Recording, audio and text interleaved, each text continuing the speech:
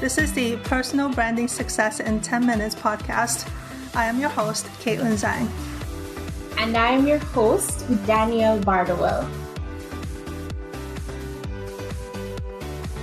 Dannielle, social media. This is the topic that everyone wants to talk about right away when they talk about personal branding. Tell me, how do you feel about social media? Do you love it or hate it? Okay, I do love social media, but I also understand that there's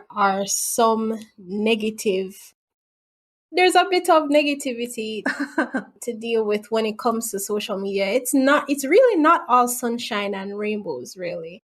Because, for example, there's an image that people have to uphold. There's cyberbullying. The list goes on. So it can be a good thing and then it can be toxic. So I love it, but at the same time, and I acknowledge that it can be a toxic environment at times. Yeah, the way I see social media is like, it's similar to money or wealth. Mm-hmm. Right. You can use it for good or you can also use it for bad. And it can also, having loads of money doesn't make anyone happy. It might also create a lot of pressure as well. So sometimes influencers have burnout because they're trying to, like you said, maintain an image, and it becomes quite difficult. So I think everything is about a balance. It's a good, healthy balance. But there are some things we can do to make it a little bit better for people who are trying to promote the personal brands on social media. There's certainly tactics we can use to make it a little bit more of a positive experience. I agree with you. In addition to that, it's also the influencers especially. I think people on social media, they portray this idea of what success looks like, and then to other people, it's I have to do this or else I'm not successful. So it definitely boils down to having a healthy balance, and then also understanding what it is that you want for your personal brand, because you can't want what someone else wants. Yes, absolutely. Yeah. This is why I say the biggest mistake that's been made about social media when it comes to personal branding is not understanding what the brand is, not understanding who the target audience is. So all the things that we've discussed previously, doing the research, understanding core audience, understanding the value offering, not having done that research and then just jumping into social media and trying to make everyone happy, like that's a recipe for disaster because we can't please everyone. And there's also limited energy. We can't be posting on all the platforms all the time. That doesn't work. So coming back to the beginning and think about who is your real core audience and what is the real value that you're giving them, and then try to serve them in the best way on a chosen platform. So how can social media actually help me with building my brand? Because people see social media and think that that's all there is to it, to personal branding. So how can it actually help me? Oh, you have to think of social media as only a small part of building your personal brand. It is one of the part of the step 4 in the 5-step process for my personal branding kind of philosophy. It's not even like step 1 or 2 or 3. So, it really comes behind things like having an excellent profile picture, understanding what your core platform is. If it's your website, making sure your website is looking good so that people on social media, when they go to your site, can find the relevant information. I think the main thing about social media is building a community and connecting with your core audience. It's not just about talking. Yeah. But social media is a great place for listening and to helping each other. We all meet each other. So it's not between the brand and the audience, but it's also between the audience members and building a community. Do you think that there's a must-have social media platform? Like, do you think there is a platform that everyone must be on? Or, which platform do you think that is, if it exists for you? Absolutely not. I don't think there is a must-have platform. I think you can be just as successful if you are on something more less niche. For example, maybe you can just have like a Clubhouse account right now. Clubhouse is pretty big. So you can just build your audience on that. You can just build your audience on TikTok. You can build it on YouTube, wherever. It doesn't really matter. Just mainly you need to understand is where is your core audience And what do you enjoy doing? If you don't enjoy doing videos, don't pick a video platform. Yeah. You know? Yeah. So I don't think this is the right one for everyone. See, that just boils back down to understanding what you want before you just dive into something. Mm-hmm. Yeah. So, which brings me to my next question. How do I go about choosing the right platform? Think of it as someone who has never done social media before. They want to get on social media. Yeah. Once they've done the basic work of research and understanding of their personal brand, figure out what is right, what platforms are right for their audience. Where do they hang out? Do they hang out on Telegram? Do they hang out on Facebook? Right.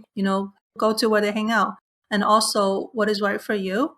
Like I said, if you hate making videos or showing your face on videos, maybe it's not a good thing if you have a TikTok account that, like if you don't like making videos. That's true. But also if you don't like writing long posts or blogs, then maybe some of the blogging platforms are not right for you. It's true.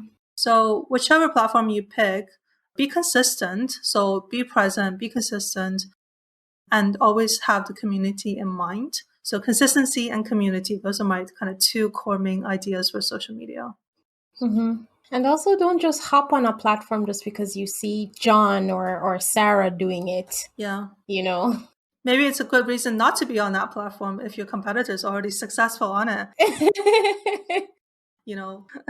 That's true. I didn't even think of that. Yeah. Be a bit different, right?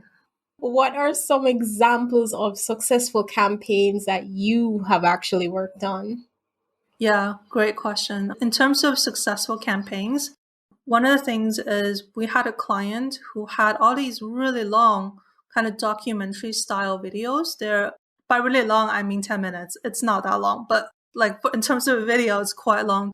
Yeah, but for some people, it's long, yeah. Yeah, 10, 20 minutes could be hard to watch if it's a corporate video that's just very corporate style. So what we did was we cut that video into 10 small pieces and then distributed on the various short form platforms like LinkedIn, for example, will upload like a 1 minute or 30-second video. Yeah. Which is so much better, so much easier. It's such a small thing, but it takes a piece of existing content and made it into something that's, more suited for today's attention span. Yeah. Today's attention span. That's one thing.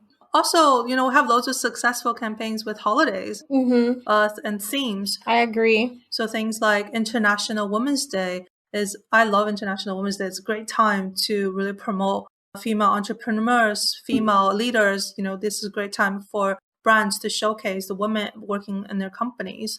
It's true. Tapping into like types of holidays like that, as well as if the company wins any awards often like work really well on LinkedIn. So because people like to celebrate success and people like to, applaud each other, and they also want to see someone else do well, I think anything to do with that. On a more fun note, anything to do with pets always do well. Especially if it's like a really cute pet or like really, Yeah, there are a lot of dog lovers, for example, on the internet. Yeah. If it works for your brand, why not? Why not showcase your little friend, right?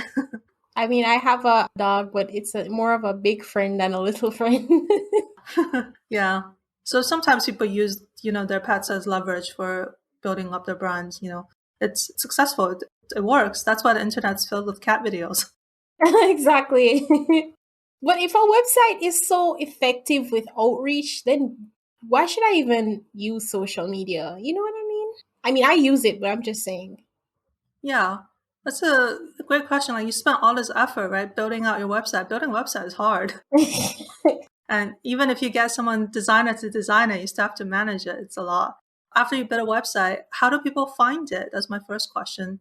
If people are searching on Google and they're able to find you and connect with you, and you have enough, clients and you have enough reach, that's great. Maybe you don't need social media. That's true. But social media is really, really good for having people direct them into your website, because people will hang out on Facebook or Twitter, but they don't really hang out on your website. And I think websites are not really best for building a community. And you do have like contact forms where people can respond to you on your contact form, and then you can email them back on your website.